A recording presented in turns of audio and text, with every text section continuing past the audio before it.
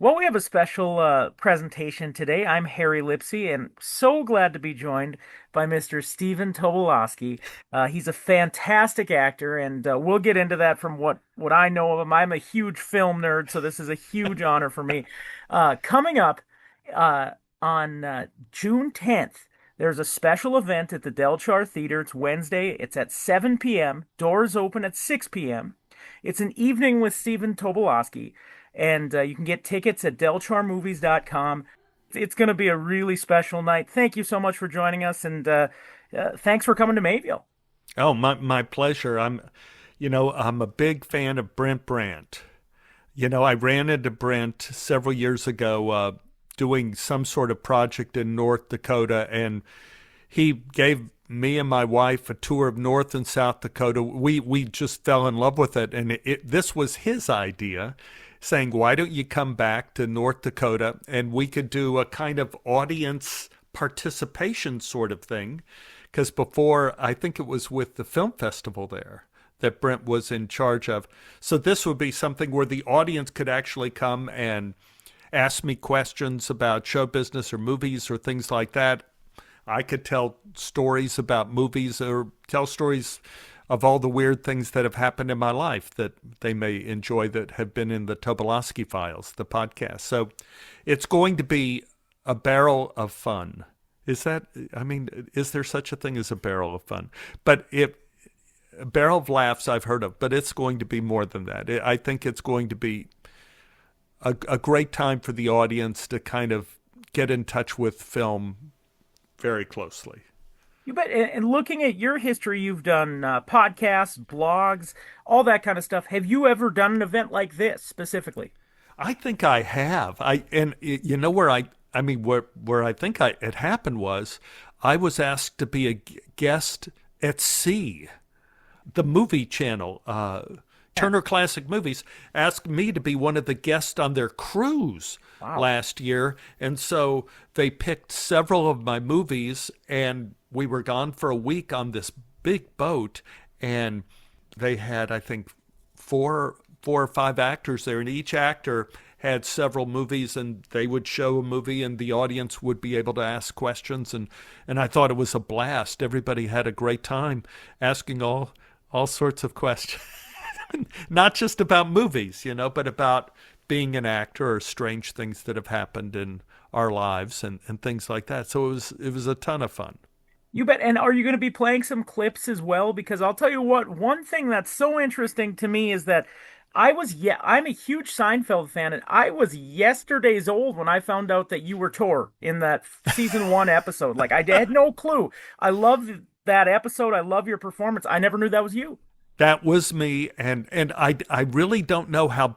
This is Brent Brandt's brainchild, so I don't know if he's going to show clips or if he's going to show a movie and ask questions. I think he's going to take some of my more well-known things like Groundhog Day, maybe something from Tor. I'm not sure what he's got planned, but I think it's going to be open for the audience to ask questions, like you take Tor Seinfeld. So Seinfeld had just started. It was the first year of Seinfeld happening, and I watched the show, and I liked it. It was kind of different from anything. And then my agent called up and said that they were having trouble with this one episode. Would I be interested? And I said yes. And then Mark Hirschfeld, he was at that point, he was executive producer on the show, but he became president of NBC. I mean, he became very powerful. But at this time, he said, "Stephen, can you come in and take a look at this part? We film tomorrow in front of a live audience, and we don't know how to make it funny." And so it just happened that I had finished doing a movie where my brother in the film was deaf. And so we had to have classes where we did sign language, and we were taught sign language. So I went in to Jerry and to Mark, and I said, well, what if Tor Ekman had signs for everything he said? And I would just add these signs. And so we did it, and Jerry goes, yeah, you could do that. That's funny. Yeah, you could do that. So I ended up getting the part, and we shot it the next day. and it was done. It was amazing. And then to see that it was part of Seinfeld, which turned out to be one of the most amazing shows ever on TV. Well, it was a thrill. And that's the thing. I'm guessing there's a lot of people out there that don't realize all the different roles you've had. That kind of leads me to a question. What is it like to have this body of work that so many different people know you for so many different things? For some people, it's Groundhog's Day. For some people, it's Freaky Friday. I mean, the list goes on and on. Californication for me. What's that like to have that kind of body of work? It's First of all, it's luck, and it's great fortune of being in the right place at the right time. And also, I ended up working at a period in time in which there were a lot of like-minded people to me, like me and Larry David. We got on so well, and I did Curb Your Enthusiasm with Larry there too, and we got on well working with Norman Lear on One Day at a Time. We began working, and at that particular period of time, Simon and Schuster had asked me to write books based on my true stories because my true stories were so crazy. And so I did The Dangerous Animals Club, and then they asked me to do a second book, My Adventures with God. And just when I was starting One Day at a Time, My Adventures with God came out, and Norman saw it at the bookstore, and he got it, and he said, "You wrote this book?" And I go, "Yes, sir." And then he read it, and he said, "It reminds me of my mother. It reminds me of my childhood." And Norman and I became close friends after that. Wow. And it was wonderful being on that show. One Day at a Time was spectacular. And Goldbergs, Yeah. I was on the Goldbergs for like 10 years and as the principal. And what the guys told me was they said that they always needed me there because they didn't know if the show would run short or not. And so if the show ran short, they would call me up in the morning, well, the night before. They said, "Stephen, can you get here at 6 o'clock tomorrow morning? We're running a little short this week and we want to add a principal scene." And so I became like a go-to guy at the last minute for Goldbergs, and I worked on that for years and years. Oh God, such a great group of people on that show. So I was lucky. I was lucky that way of kind of being in the right place at the right time. Another thing, Harry, which sometimes people don't know, is that one of the keys to getting cast a lot in California at the time was the heads of the networks had to have approved you.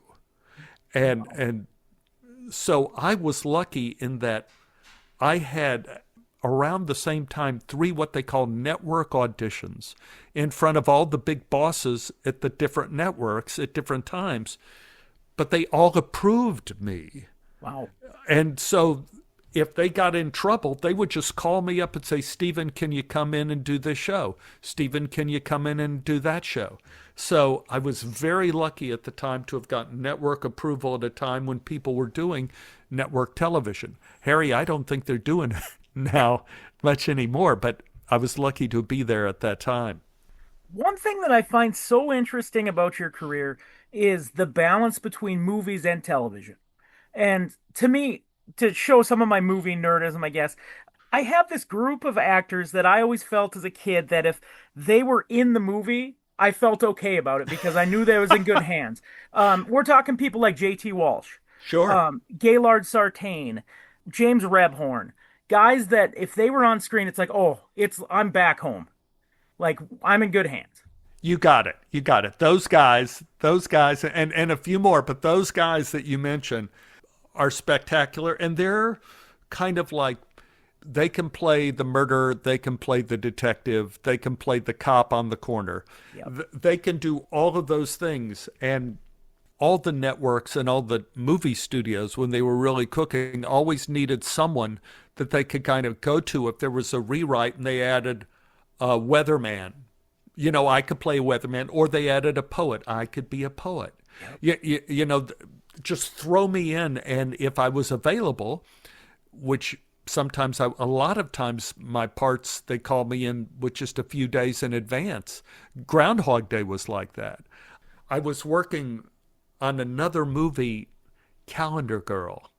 We were on location somewhere in California, kind of closer to San Diego, around there. And I get a call from my agent, and they said, well, Harold Ramis wants to know if you could come and audition in L.A. this afternoon for Groundhog Day. I had auditioned before in he wanted to see me again. He says they were having trouble kind of deciding what they wanted to do with the role. And if he likes you, tomorrow they're going to put you on a jet and fly you to Chicago, and you're going to start Groundhog Day. Wow. And so I drove from my set 2 hours and 40 minutes back to Los Angeles, auditioned for Harold Ramis, drove back, and back then we had those big phones like this, the car phones, hello, that you would have in the jungle if you were, in the military, something like that. And my agent said, Stephen, you got it. So tomorrow, when you finish the movie today, tomorrow they have you on a flight at 6 a.m. You're going to fly up to Chicago. And I started the next day on Groundhog Day. So it happens very quickly, but you have to be ready to go. For sure. And the thing that's so interesting to me is that you had that on TV or in film, and then around that same time you were doing a lot of guest appearances or one-offs on Right. TV shows. But later on in your career, you really had a lot of recurring roles. What Yeah. was that transition like? Oh, that was fantastic. That was fantastic because at that point in time, Harry, when you did a movie, you were traveling. I did a movie in Thailand, and I was working with Leonard Nimoy on a movie in New York City, and then I just get a call like as I was finishing up, I go, Leonard, I have to go to Bangkok, and I fly over there to do it. But when you do, like you take a look at Sony Studios, which I loved. As an actor, I got approval from the big people at Sony Studios, so I would get a call. That's where I did Goldbergs. That's where I did One Day at a Time. I did 3 or 4 different sitcoms or dramas at the same studio. And Californication we shot there. So you're like a doctor then. You have the office. You go to work in the morning. You go to work in the morning. See you later, sweetheart. Kiss the wife and kids goodbye. Go to work. Who knows what show you're going to be working on, and you come home. You're not traveling all over the world to shoot things, which is kind of crazy. From a standpoint of directors that you've worked with, and you've worked with some fantastic ones, who are some that stand out in your mind? Well, Alan Parker in Mississippi Burning, Harold Ramis, Groundhog Day. My God, just brilliant directors. In television, I worked with some incredible people on One Day at a Time. That's another skill. When you have a movie, you have money and you have time. When you have a TV show, you have very limited time. So we worked with some wonderful directors on One Day at a Time that I would need my list out to go, but they were like the go-to people you go to that were able to just really put a piece together very quickly. I look at that skill of those people that I worked with. Californication, such great directors. Silicon Valley. Oh man. Mike Judge. Wow. I worked with Mike Judge as a director on Silicon Valley. There's an example of like just amazing directors. And I cannot think of a show that turned out well that didn't have a great director. It's not by accident. No. Again, we are having just a great time talking with Stephen Tobolowsky. Again, we're going to have an evening with Stephen Tobolowsky at the Del Char Theater, June 10th, 7 p.m. You've been to North Dakota. Have you been to Mayville before? I don't think I've been to Mayville. Now, I've been to North Dakota. My wife and I have been there, and we loved it. And Brent Brandt introduced us to North Dakota and then South Dakota, and we loved it. We absolutely loved it.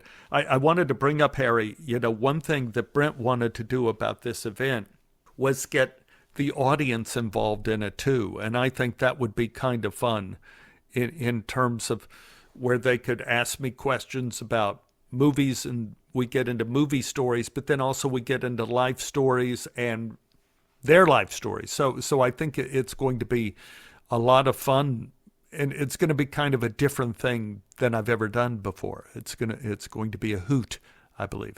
And question for you, do you get surprised by some of the reaction and questions that you get from fans?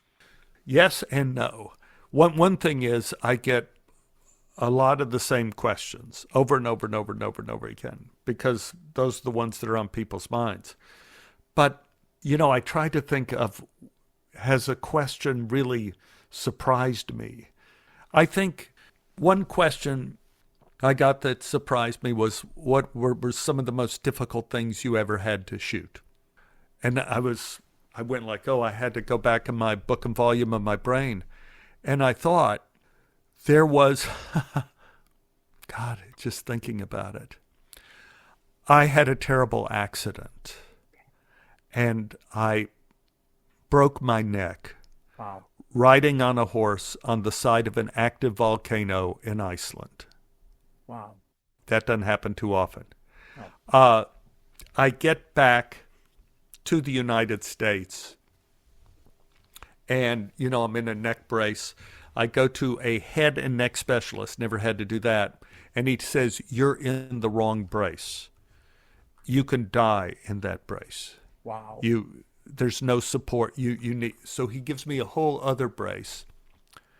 And I'm thinking, okay. I'm lucky to be alive. And then I get the audition for Glee. Oh, wow. Oh, wow. And I'm like, oh my God, what am I going to do? It's going to be a buzzkill if I walk in there with a neck brace, looking like it was just in a car accident. So I work on the audition part, and had to audition for Ryan Murphy. He's the guy who runs the show. Very big wheel in California, in LA. Oh my God. It was all nervous. So I thought, I know what I'll do. I will cheat.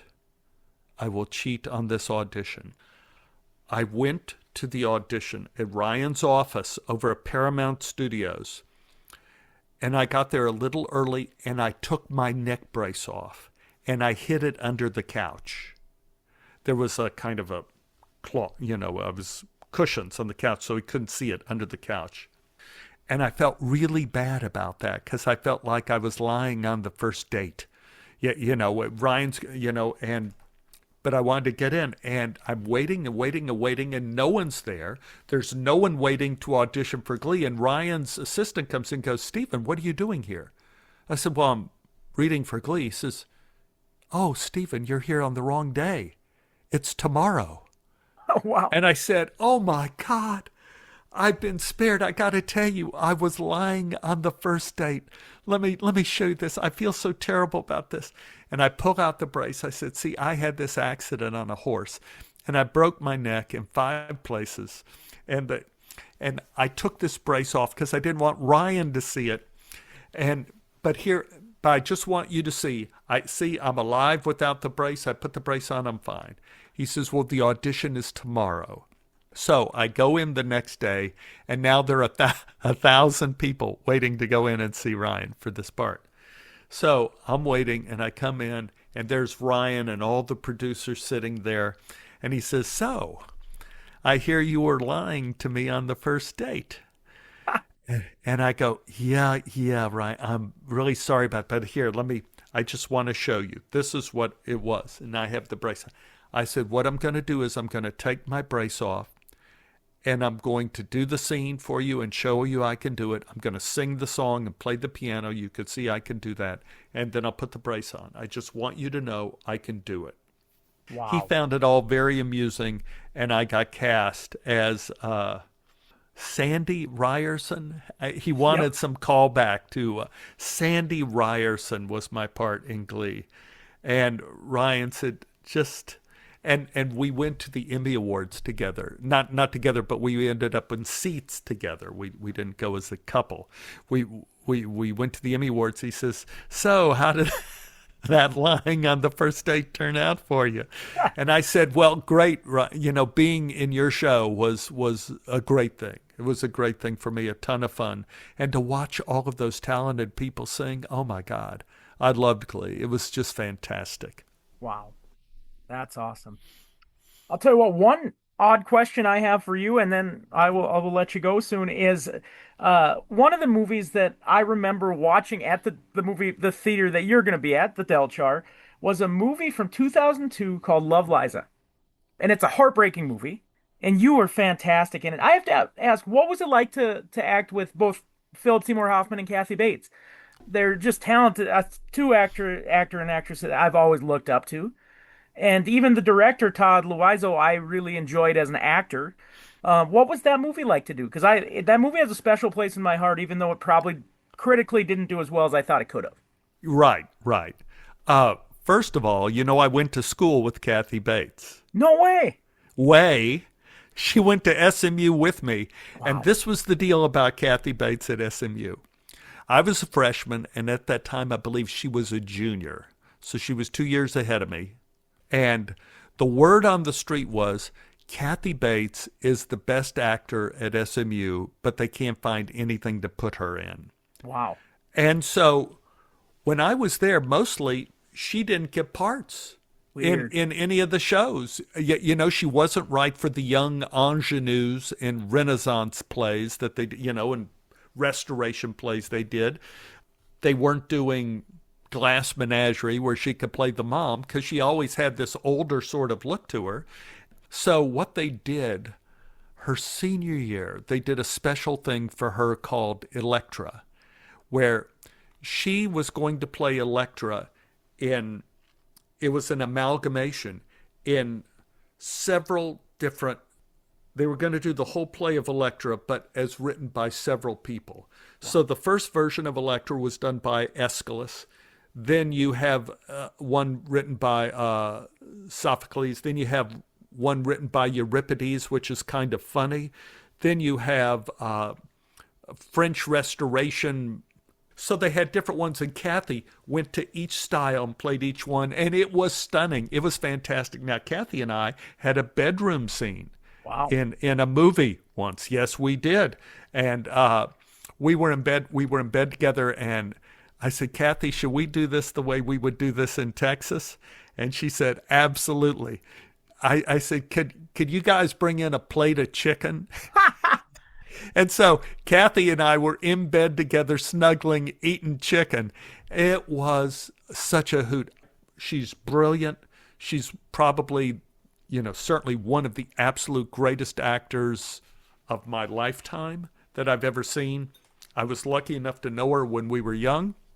And Philip Seymour Hoffman, we had done another movie together before that. We did a movie in New Orleans, and I just thought he was such a sweet guy. Wow. And, you know, you work on the movie, there are different personalities people have. Yep. You know, Kathy was like full of fun.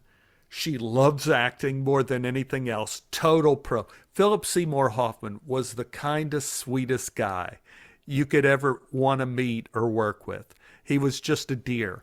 And working with him was just terrific. Wow. And I agree with you about Love Liza. It could have done much better. A lot of it is when a movie is released Yep. and what its competition is. Yeah. For sure.